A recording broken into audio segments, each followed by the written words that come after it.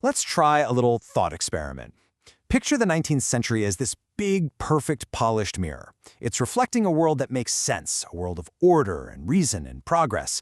Now imagine someone just drops that mirror, and it shatters into a million jagged pieces. Well, that's the 20th century. And this is the story of the artists who stopped trying to glue the mirror back together and instead decided to make art out of the broken shards. And really, that brings us to the big question that's going to drive this whole story. What do you do when the world you thought you knew completely fractures? When war and new tech and new ideas about the mind just shatter reality? How is art supposed to respond? What do you possibly create when all the old rules are just gone? All right, let's get into it. To really get this art, we first have to get the chaos that it was born from. We're talking about a time when all the old certainties, the things everyone took for granted, were just collapsing. And you can kind of see the pressure building up over time. First, you've got industrialization, which crams millions of people into these huge anonymous cities. Then, a guy named Freud comes along and says, hey, guess what? There's this hidden, totally irrational world inside your own head called the unconscious. And then, damn, World War I. The so-called war to end all wars just decimates a generation and obliterates any last bit of faith in the idea of rational human progress. The result of all this, a brand new mindset we call modernism. And it wasn't about celebrating humanity in that old, grand way. No, it was about wrestling with how broken and fragmented everything felt. This was a massive break from the past. It was a flat-out rejection of the idea that humankind is this stable, logical thing at the center of the universe. So, if the world outside is a complete, chaotic mess, where on earth does an artist find any kind of truth? Well, for a lot of them, the only place left to look was inside. And that's where this great journey inward really began. And this led to some seriously revolutionary new ways of capturing that inner world. You know, the psychologist William James had this idea that our thoughts aren't like these neat little organized files. He said they're more like a constantly flowing river, a stream of consciousness. So artists took that idea and ran with it. They wanted to show not just what a character does, but what a character is thinking and feeling from one messy moment to the next.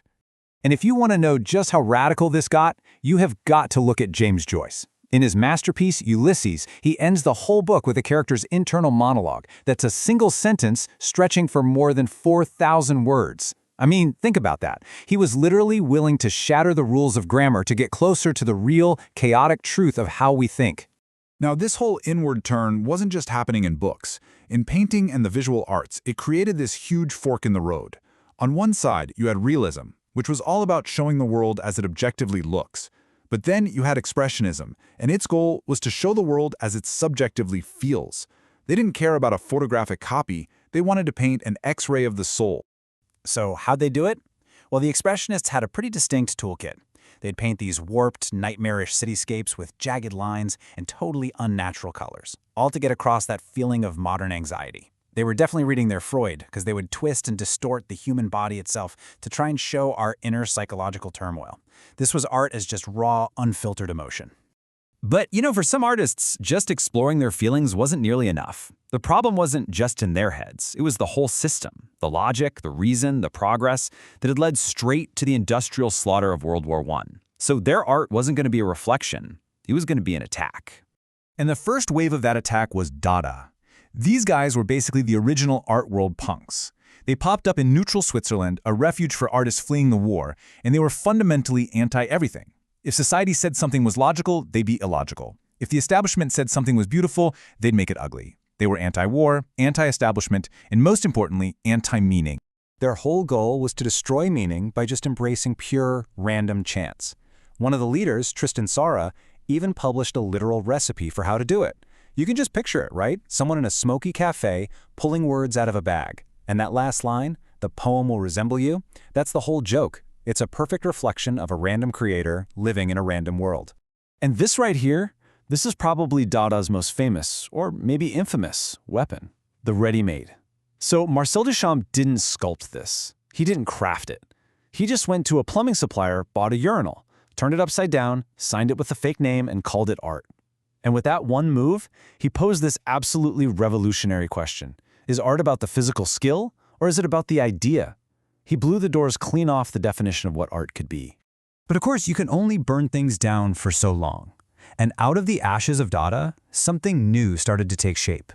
Surrealism took Dada's rejection of logic, but it gave it a new mission. Instead of just attacking reason, the Surrealist wanted to get past it, to dive deep into the mind and set free the strange, powerful world of our dreams and our subconscious. So, okay.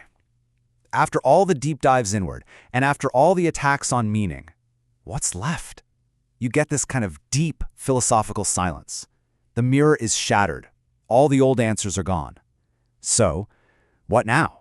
How are you supposed to live in the ruins, waiting for an answer that honestly might never arrive?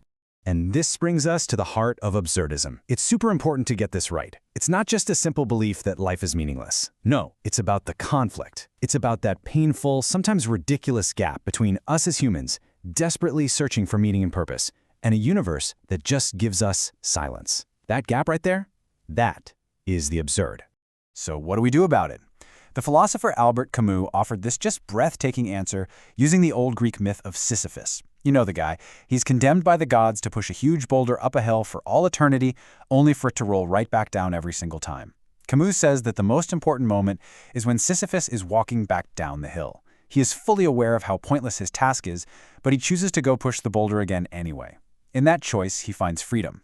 As Camus famously put it, one must imagine Sisyphus happy. And really, that's the whole profound conclusion. When you're faced with what seems like a meaningless universe, the greatest act of rebellion isn't despair or giving up. It's looking the full absurdity of it all right in the face and choosing to pick up your boulder and live anyway.